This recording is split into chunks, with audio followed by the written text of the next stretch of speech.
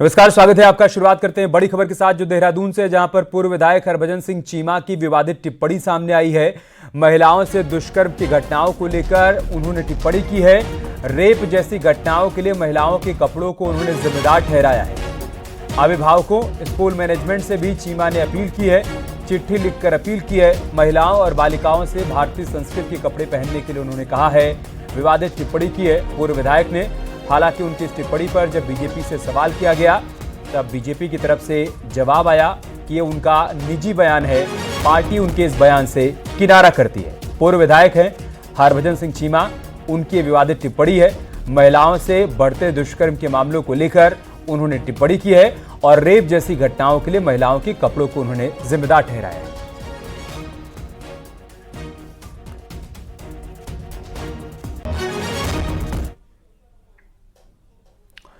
पूर्व विधायक हरभजन सिंह चीमा के बयान की कांग्रेस ने निंदा की है। कांग्रेस नेता प्रीतम सिंह ने कहा कि ऐसी सोच के साथ सरकार महिला का संरक्षण कैसे कर सकती है।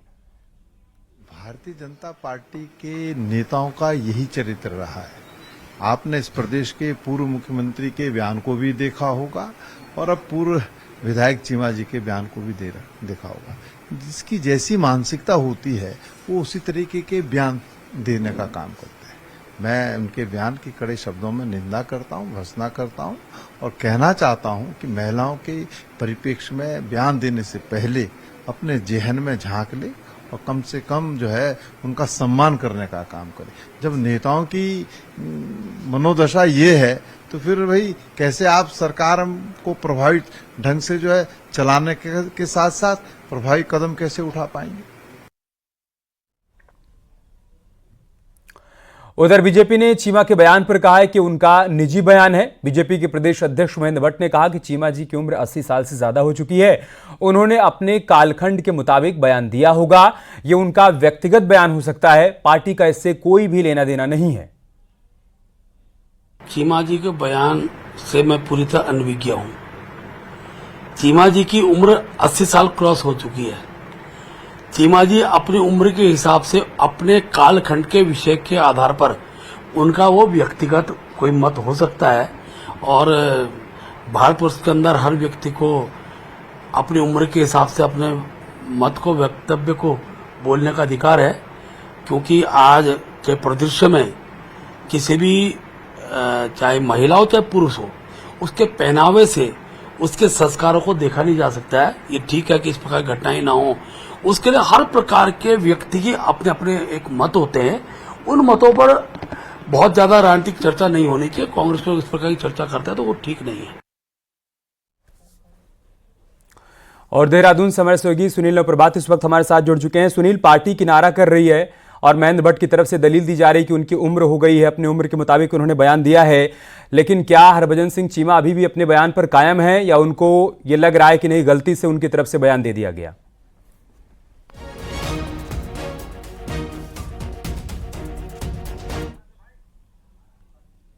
दो कॉन्स्टिट्यूंसी में विधानसभा उपचुनाव हो रहे हैं, मंगलौर और बद्रीनाथ में।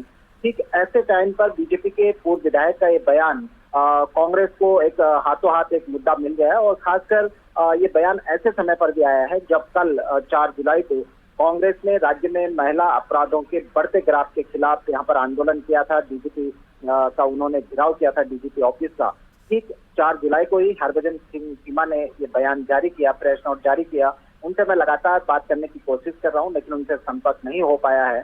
लेकिन इतना जरूर है कि उनके इस बयान के बाद जो उन्होंने प्रेस नोट करके बाकायदा जारी किया है, उत्तराखंड की सियासत गर्मा गई है। हरभजन सिंह चीमा के जो बेटे हैं त्रिलोक सिंह चीमा, वो अभी भी काशपुर सीट से बीजेपी के मौजूदा समय में विधायक हैं। तो कहीं ना कहीं उनके इस बयान ने पार्टी को बैकफुट पर ला दिया है और यही कारण है कि महेंद्र भट्ट को जिस तरह से अभी आपने सुना, उन्होंने एक तरह से किनारा कर दिया है हरभजन सिंह चीमा के बयान से। जी, बहुत बहुत शुक्रिया आपका हमारे साथ जुड़ने के लिए और जानकारी तक पहुंचाने के लिए। और चारधाम यात्रा के लिए अथॉरिटी बनाने के मामले में अपडेट आया है। एसीएस वित्त की कमेटी ने सीएम को रिपोर्ट सौंप दी थी और रिपोर्ट में धर्मस्व एवं तीर्थाटन परिषद के गठन की सिफारिश की गई। 3 लेयर होगा परिषद का स्ट्रक्चर। सीएम, मुख्य सचिव, कमिश्नर लेवल पर बॉडियां होंगी। पर्यटन और धर्मस्व विभाग को भी मर्ज किया जा सकता है। इस बात का भी जिक्र इस रिपोर्ट में किया गया है। बड़ी खबर हम आपके साथ साझा कर रहे हैं। चार धाम यात्रा के लिए अथॉरिटी बनाने के मामले में बड़ा अपडेट आया है। एसीएस वित्त की कमेटी ने सीएम को रिपोर्ट सौंप दी थी और इस रिपोर्ट में धर्मस्य एवं तीर्थाटन परिषद के गठन की सिफारिश की गई है। इसके अलावा ये बात भी कही गई है कि 3 लेयर होगा परिषद का स्ट्रक्चर, जिसमें सीएम, मुख्य सचिव और कमिश्नर लेवल पर बॉडीज बनाई जाएंगी।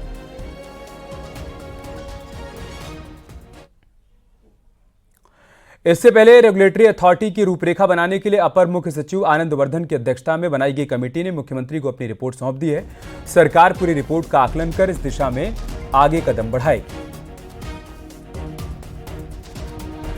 चुनौतियां हमारी बढ़ने वाली हैं। चारों तरफ आप देख रहे होंगे, देश दुनिया के लोग लगातार आ रहे हैं और चारधाम यात्रा हमारे लिए, उत्तराखंड के लिए एक लाइफलाइन है। यहाँ के लोगों का रोजगार का, आर्थिकी का और व्यापार का बहुत बड़ा एक माध्यम भी है, बहुत बड़ा उनके लिए एक रोजगार है। तो वो बढ़ना चाहिए, यात्रा व्यवस्थित होनी चाहिए। एक रिपोर्ट जो अपर मुख्य सचिव की अध्यक्षता में बनाई गई है, हम उसका आकलन करेंगे, उसकी समीक्षा करेंगे। और एक बड़ी खबर देहरादून से है। कैबिनेट मंत्री सौरभ बगुड़ा का बयान आया है। मंत्री के पास ट्रांसफर के लिए ना आए अधिकारी और कर्मचारी, मंत्री के घर सीधे ट्रांसफर के लिए आना सही नहीं है। विभागों के सचिवों को आदेश उनकी तरफ से दिया गया। विभागों के डायरेक्टर को बाकायदा लेटर जारी करें। घर पर ट्रांसफर, पोस्टिंग के लिए आने पर एक्शन होगा, ये बात भी उनकी तरफ से कही गई है। कोई भी अधिकारी या कर्मचारी सीधा मंत्री के घर पे अपना ट्रांसफर पोस्टिंग सीख करे। मैंने अपने दोनों सचिव पुरुषोत्तम जी से और विजय जी से एक लेटर इशू करने के लिए कहा है डायरेक्टर्स को कि अगर कोई भी कर्मचारी मेरे घर पे डायरेक्ट अपनी पोस्टिंग और ट्रांसफर के लिए आएगा तो उसको हम उसके खिलाफ एक्शन लेंगे। मंगलौर विधानसभा उपचुनाव के लिए मुख्यमंत्री पुष्कर सिंह धामी आज जनसभा को संबोधित करेंगे। लिब्बरहेड़ी में होने वाली जनसभा में केंद्रीय मंत्री जयंत चौधरी भी शामिल होंगे। जनसभा को लेकर बीजेपी कार्यकर्ताओं में जबरदस्त उत्साह है। वहीं कांग्रेस की उत्तराखंड प्रभारी कुमारी शैलजा भी आज मंगलौर पहुंचेंगी और कांग्रेस के पक्ष में चुनाव प्रचार करेंगी। काजी निजामुद्दीन के लिए प्रचार करेंगी। हरिद्वार जिले की मंगलौर विधानसभा सीट मुस्लिम बाहुल्य सीट है और सीट पर अभी तक के चुनाव में बीजेपी को हार का सामना करना पड़ा है, लेकिन इस अभेद्य दुर्ग को फतेह करने के इरादे और नई रणनीति के साथ बीजेपी मैदान में है। मंगलौर और बद्रीनाथ विधानसभा में 10 जुलाई को उपचुनाव।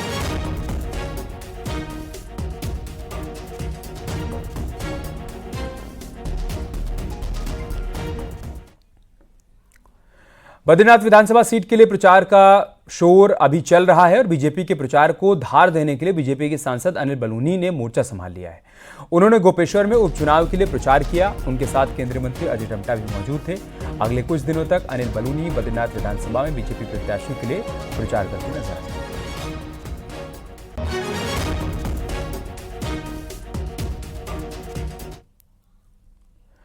उपचुनाव के लिए प्रचार के लिए सिर्फ 4 दिन का वक्त बचा है। बद्रीनाथ विधानसभा सीट के लिए बीजेपी और कांग्रेस दोनों दलों ने वोटर्स को रिझाने के लिए पूरी ताकत झोंक दी है। पहाड़ों में एससी समुदाय के मतदाताओं पर कांग्रेस की पकड़ रहती है, लेकिन बीजेपी ने एससी समुदाय पर पकड़ बनाने की कोशिश की है और इसीलिए बीजेपी एससी प्रकोष्ठ के पूर्व राज्य मंत्री चमोली के दौरे पर हैं। उन्होंने एससी मतदाताओं को अपने पक्ष में मतदान करने को लेकर बैठक की।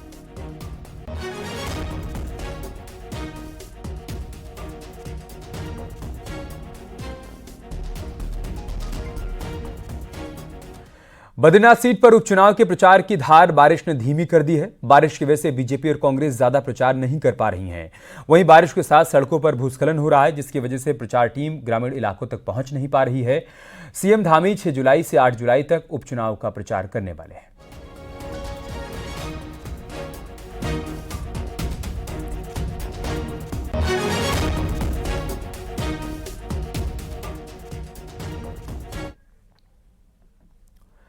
चमोली के कई इलाकों में मूसलाधार बारिश हो रही है। बारिश की वजह से बद्रीनाथ राजमार्ग बाधित हो गया था। पीपलकोटी से लेकर बद्रीनाथ धाम तक मार्ग खोल दिया गया। इसके अलावा पीपलकोटी, भनीरपानी और टंगड़ी पागल नाले के पास सड़क पर मलबा आया था। राजमार्ग बाधित होने से दोनों तरफ चारधाम यात्री फंस गए थे। पीपलकोटी के पास यात्रियों को रोका गया था। हाईवे खुलने के बाद यात्रियों को बद्रीनाथ धाम और हेमकुंड साहिब के भेजा गया।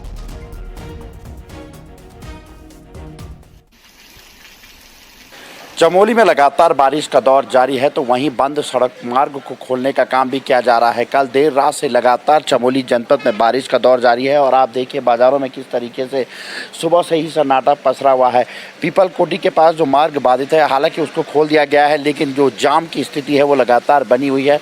तो वहीं बद्रीनाथ धाम और हेमकुंड साइड से आने वाले जो वाहन हैं उनको भी अब सुरक्षित स्थानों पर रोकने की बात की जा रही है, क्योंकि बारिश के दौरान बताया जा रहा है कि जो सफ़र है वो काफ़ी कठिनाई भरा हो रहा है। ऐसे में वाहन स्वामियों से भी और यात्रियों से भी प्रशासन की अपील है कि वो सुरक्षित स्थान पर रुककर ही यात्रा करें। तो जो जाम की स्थितियां हैं वो लगातार बनती जा रही है और आने वाले 2 दिन पहाड़ों में और मौसम विभाग ने अलर्ट जारी किया हुआ है, जिसमें भारी से भारी बारिश की चेतावनी भी जारी की गई है। नितिन सेवाल, न्यूज़ 18 चमोली। चमोली में भूस्खलन की वजह से जोशीमठ सलूट मोटर मार्ग बाधित हो गया है। बारिश की वजह से पहाड़ का हिस्सा टूटकर सड़क पर आ गया। गढ़ी मंदिर के पास मलबा आने से गांव को जोड़ने वाली सड़क बंद हो गई। मशीन से मलबा हटाने का काम किया जा रहा है। फिलहाल अभी रास्ते को खोलने में थोड़ा वक्त लग सकता है।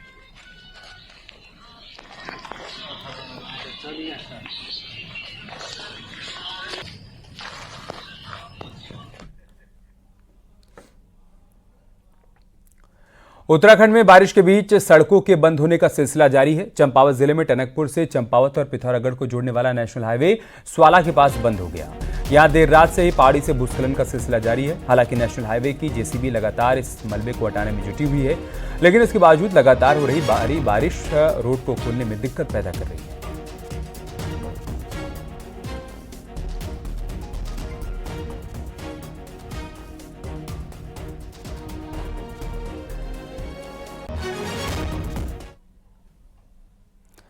उत्तरकाशी में धरासू के पास भूस्खलन से बंद हुआ गंगोत्री हाईवे खोल दिया गया। भूस्खलन की वजह से गंगोत्री हाईवे बंद हो गया था। पहाड़ी से बड़े बड़े बोल्डर रास्ते पर आ गए थे। बीआरओ की मशीन से बोल्डर हटाकर हाईवे को खोला गया। हाईवे बंद होने से दोनों तरफ करीब 3 घंटे तक यात्री फंसे रहे। हाईवे खुलने के बाद यात्रियों को बड़ी राहत मिली। उत्तरकाशी में सुबह से रुक रुक कर हल्की बारिश हो रही है।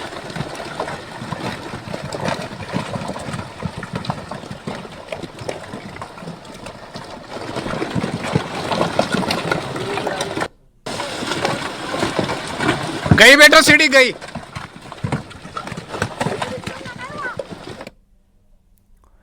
पहाड़ों पर मूसलाधार बारिश हो रही है। बारिश की वजह से नदियों का जलस्तर बढ़ता जा रहा है। श्रीनगर में अलकनंदा नदी खतरे के निशान से महज 2.5 मीटर नीचे बह रही है। जीवीके डैम से छोड़े जा रहे पानी की वजह से अलकनंदा का जलस्तर तेजी से बढ़ रहा है। जीवीके के डैम में पानी ओवरफ्लो ना हो, इसलिए 750 से 800 क्यूमैक्स पानी सुबह के वक्त छोड़ा जा रहा है। जिला प्रशासन ने अलकनंदा नदी के आसपास बसे लोगों से घरों को खाली करवाया। कई घाट जलस्तर बढ़ने से जलमग्न हो गए हैं। फिलहाल अलकनंदा का जलस्तर 533.50 मीटर पर है, जो खतरे के निशान से 2.5 मीटर नीचे है। डीएम पौड़ी ने अधिकारियों को प्रभावी कदम उठाने के निर्देश दिए। पहले भी प्रिपेयर्डनेस को लेकर के एक बैठक की गई थी, तो उसमें श्रीनगर के नगर निगम के आयुक्त महोदया एवं जो एसडीएम हमारी, उन्हें मैंने निर्देशित किया है कि वो उपरोक्त क्रम में आवश्यक कार्रवाई जो की जानी वो करवाएं।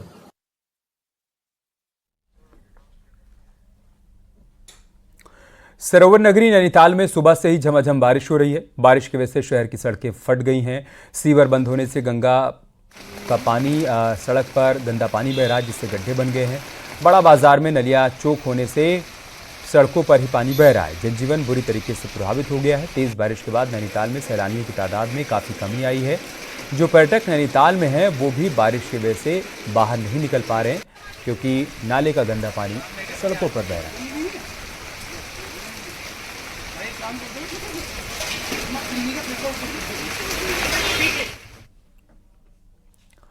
मौसम में बदलाव का असर टिहरी जिले में भी देखने को मिल रहा है। जिले में देर रात से रुक रुक कर बारिश हो रही है। नए टिहरी शहर में नालों और नालियों की सफाई नहीं होने से बारिश का पानी सड़कों पर बह रहा है, जिससे आने वाले दिनों में लोगों को और मुश्किलों का सामना करना पड़ सकता है।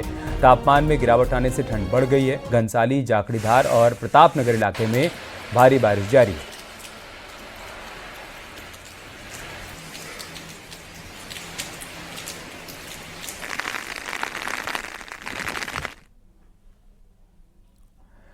पूरे उत्तराखंड में मानसून के बादल खूब बरस रहे हैं और अभी बारिश से राहत मिलने वाली नहीं है।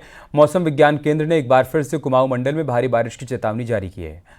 आज और 6 जुलाई को कुमाऊं मंडल के सभी जिलों के लिए एक बार फिर से रेड अलर्ट जारी किया गया, यानी 2 दिन भारी से भारी बारिश की आशंका जताई गई है। वहीं गढ़वाल मंडल के सभी जिलों के लिए 2 दिन का ऑरेंज अलर्ट जारी किया गया। मौसम विज्ञान केंद्र के निदेशक विक्रम सिंह का यह कहना है कि इसके बाद 7 से 11 जुलाई तक मौसम सामान्य रहेगा।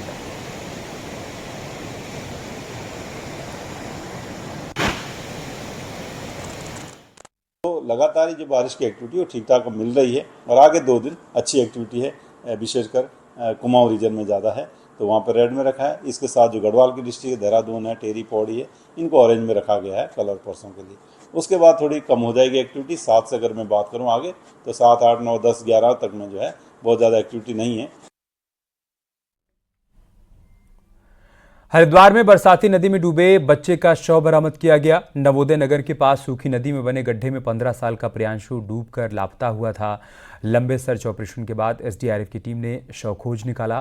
कल देर शाम 3 बच्चे सूखी नदी के पास खेलने गए थे। खेलने के दौरान तीनों बच्चे बरसाती नदी के पास गड्ढे में जमा पानी में डूब गए, जिसमें से 2 को राहगीरों ने बचा लिया। हालांकि 15 साल का प्रियांशु डूबकर लापता हो गया था।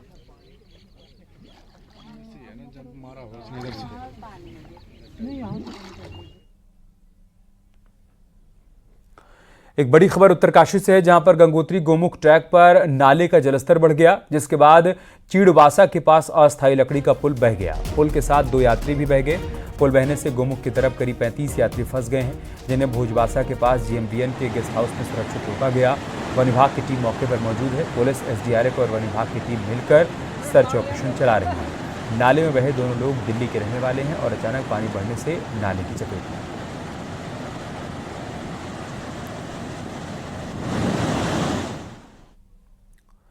कांवड़ यात्रा के लिए उत्तर प्रदेश से लेकर उत्तराखंड सरकार ने तैयारियां तेज कर दी हैं। हरिद्वार के साधु संतों ने कांवड़ यात्रा के नियमों को लेकर पोस्टर जारी किया है। कांवड़ यात्रियों से नशा नहीं करने, फिल्मी गानों पर डांस और राष्ट्रध्वज ना लेकर चलने की अपील की गई है।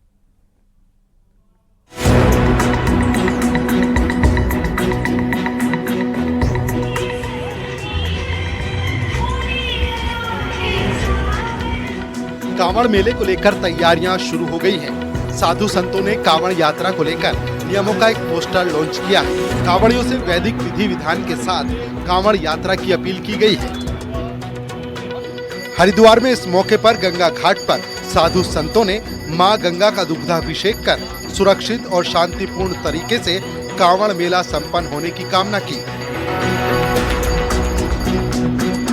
हमारे कांवड़ों में किसी मेले में राष्ट्रीय ध्वज नहीं होना चाहिए, क्योंकि राष्ट्रीय ध्वज की हमारी गरिमा है, वो राष्ट्र है, राष्ट्र का प्रतीक है।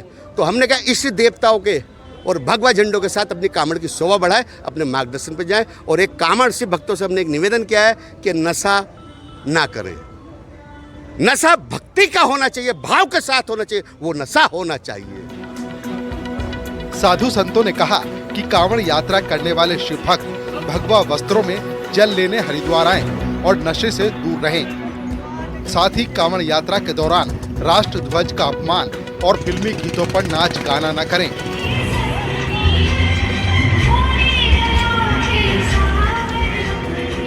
उन्होंने जो ये गाइडलाइन बनाई है वे बहुत ही सराहनीय है और ये हर जो हमारे शिव भक्त हैं जो कांवड़ लेके जाते हैं उनको इस गाइडलाइन का पालन करना चाहिए। इसी से हमारे समाज का, हमारे देश का कल्याण है। कांवड़ यात्रा के नियमों के पोस्टर जगह जगह लगाए जाएंगे और कांवड़ियों से नियमों के मुताबिक प्रशासन का सहयोग करते हुए कांवड़ यात्रा करने की अपील की जाएगी। इस साल सावन महीने की शुरुआत 22 जुलाई से हो रही है। कांवड़ यात्रा की शुरुआत भी इसी दिन से होगी, जिसका समापन 2 अगस्त को सावन शिवरात्रि पर होगा। हरिद्वार से न्यूज़ 18 के लिए पुलकित शर्मा की रिपोर्ट।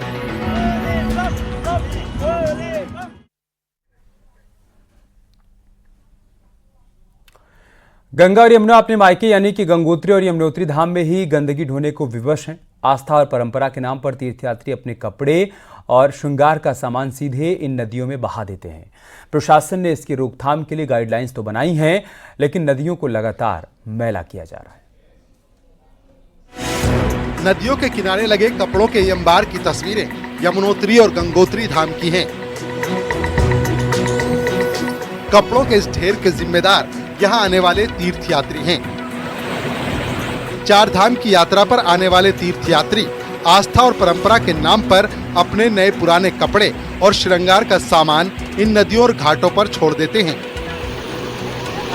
हैरत की बात तो ये है कि तीर्थयात्रियों को रोकने टोकने वाला कोई नहीं है। स्वच्छता का ढोल पीटने वाला जिला प्रशासन भी सिर्फ कागजी बातों से काम चला रहा है। इस समय शुरुआत में मैंने एक गाइडलाइंस भी जारी इसमें कर रखी है कि इस प्रकार यात्रियों को जागरूक किया जाए, समझाया जाए, बुझाया जाए और उनको इस प्रकार धोती, साड़ी और ये इस टाइप जो श्रृंगार के आइटम है गंगा नदी में ना फेंकें।